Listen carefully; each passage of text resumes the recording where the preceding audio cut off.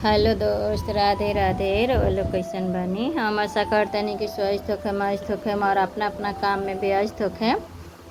तो हम लोग गीत लिए बनी सावन स्पेशल शिव चर्चा भजन। तो प्रेम से सुनी लो और वीडियो के लास्ट में बताइब लो कि कैसन लागल हमार भजन।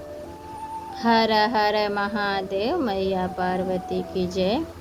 हरेंद्र भैया और नीलम दीदी के चरण में कोटि कोटि प्रणाम। हमार प्रणाम स्वीकार करी। भोला जी हरिहर हरिहर चुरिया लहरदार बा, लागल दिल हमारे बाना। भोला जी हरिहर हरिहर चुरिया लहरदार बा, लागल दिल हमारे बाना। भोला जी हरिहर हरिहर चुरिया लहरदार बा, लागल दिल हमारे बाना।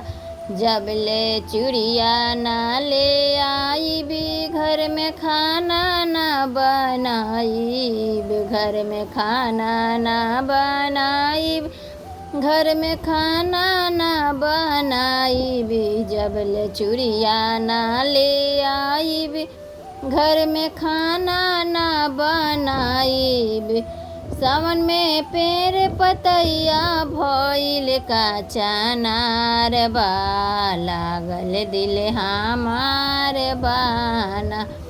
सावन में पेड़ पतैया भइल का चनार बा, लागल दिल हमार बाना।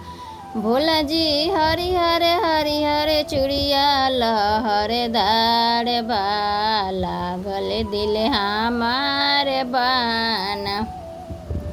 भोला जी हरिहर हरिहर चुड़िया लहरदार बा, लागल दिल हमार बाना।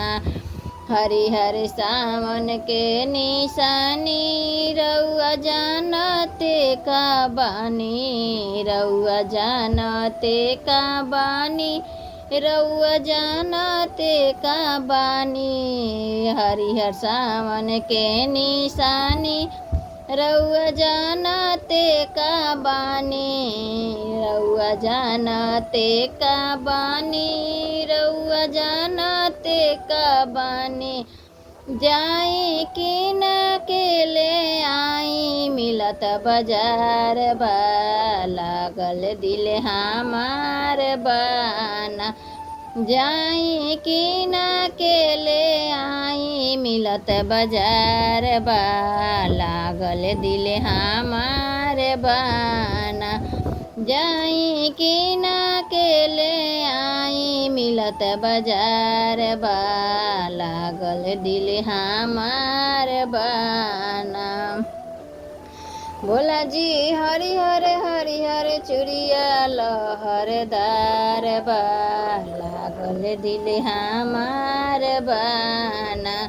जाई कि न के ले आई, तबे भांग धतूरा पिसाई, जाई कि न के ले आई, तबे भांग धतूरा पिसाई, तबे भांग धतूरा पिसाई, तबे भांग धतूरा पिसाई। बरस लागल झूला बरसत सावन के फुहार बा, लागल दिल हमार बाना। झूला लागल बरसत सावन के फुहार बा, लागल दिल हमार बाना। भोला जी हरिहर हरिहर चुड़िया लहरदार बा, लागल दिल हमार बाना। भोला जी हरिहर हरिहर चुड़िया लहरदार बा, लागल दिल हमार बाना।